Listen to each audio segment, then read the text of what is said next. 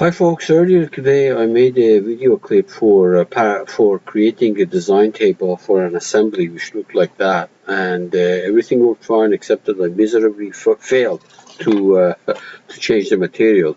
Let me quickly remind you what happened here. So here's my tree. Let me see for a second. Here's my tree. Let me get the design table, and if you move this thing on the side and select the different rows, for example, if you look at the different row, the part name should change to B3 for the box, and for the wedge, which is right here, should change to W3, and it did. And in fact, if you say apply and update, I don't know what is control U or no, I can't remember what is the control. Okay, let me do it from here. Update. Okay, anyway, you can see that it changes. Okay. But what does not change are these materials, which are supposed to be iron, for example, and copper. We tried to fix it in the other video, but it took longer than I expected. So I decided to stop that, and then I found out what the issue is. Well, first of all, on the association, these two are not correct. So let me dissociate wedge name with the material. Sorry, these two. This one, B3 definition, I'm going to dissociate it from base material.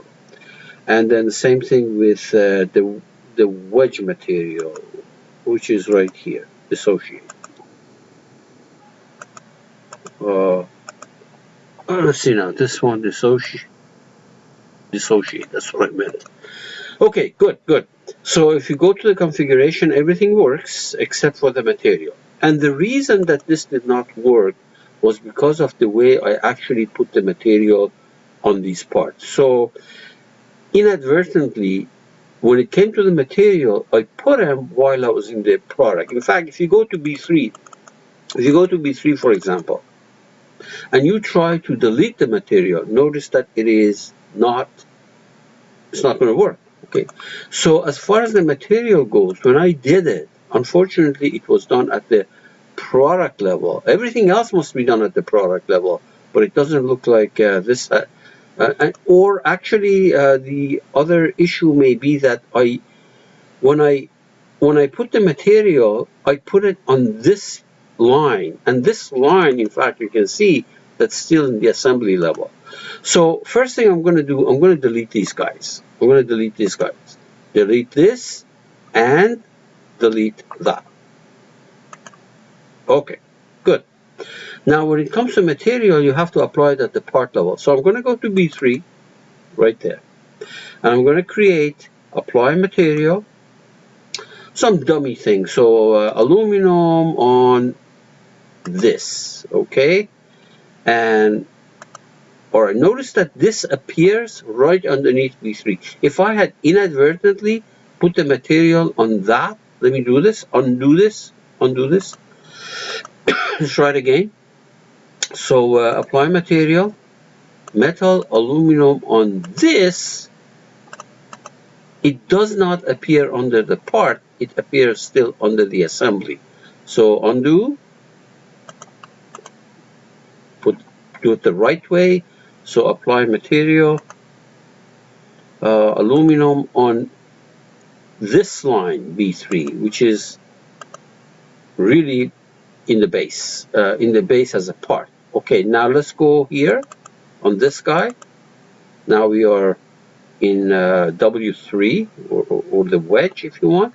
Apply material, and again, as a dummy, I put same thing, aluminum, but on that line. So you can see that the aluminum appears right underneath this. Now it's going to work. So if you go to design table, under the association, base material must be associated with material of B3. So we could not find that before, but now we can. Where is this? Right there. We could not find this before. Base material B3 associate, and wedge material, you scroll down, which is W3 right now. This could not do it because of the way it was put on the part. It was actually put on the assembly. So wedge associate. Now we go to the configuration. Notice that these things change. For example, right now, this should be W3 must be copper, and B3 must be iron. Let's check. Right. Okay. If you go to another one, B3 must be gold, and W3 must be steel. And finally, when you go to the first one, they both should be brass, and they are. As far as the dimensions go, you really have to say OK and update, because my update has not been automatically activated, but it is. So this basically takes care of the issue that I had in the previous video clip, and now you should be able to create the design table for the assembly. You should be able to change the name and also the material. By the way, if double click on this, let me go back to that design table. I want to show you something, although you do know it probably, but under the association table, it is possible to change the order of these things. For example, if I want in the first column to have part for the base, so I select it and you scroll it up, it takes it all the way to the top. And if you want, for example, material for base or B1 to be on the top, you scroll it and you put it in the position that you want. Okay. And for example, if this is the part number for the wedge, you can take it to the location that you want. I mean, I don't know, maybe here. And finally, material after that. And now if you go to the configuration, you see that it is put in the order that you were looking for. Alright, there won't be any more videos on assembly design parameterization, or part design actually.